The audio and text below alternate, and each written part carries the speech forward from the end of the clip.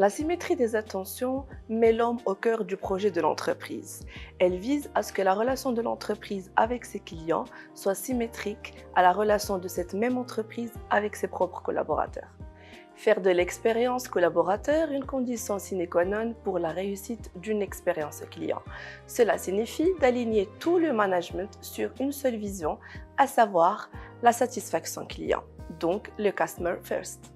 La symétrie des attentions vise une vraie transformation d'une simple satisfaction de client vers un client qui va recommander la marque, de manière à ce qu'il soit lui-même ambassadeur de la marque. Elle repose sur le fait de prendre soin de ses collaborateurs pour qu'ils prennent eux-mêmes soin de ses clients.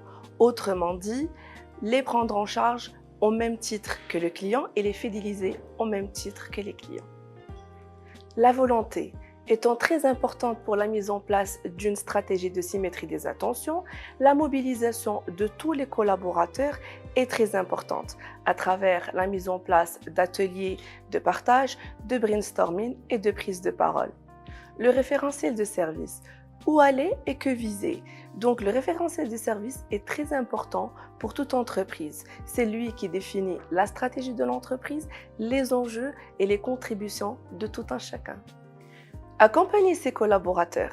La symétrie des attentions vise à accompagner tous les collaborateurs en passant par le top management au middle management tout en arrivant au front office. Et puis enfin, une preuve tangible. La symétrie des attentions ou la matérialisation de la symétrie des attentions peut se faire sous différents aspects. Une communication transversale, un parcours d'intégration et d'évolution des collaborateurs, et puis des réunions de partage ou encore des labels pour l'entreprise.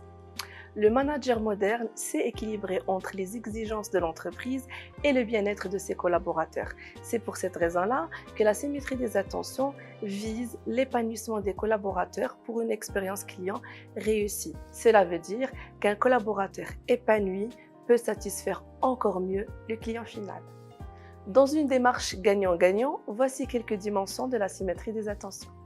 L'autonomie et la prise d'initiative.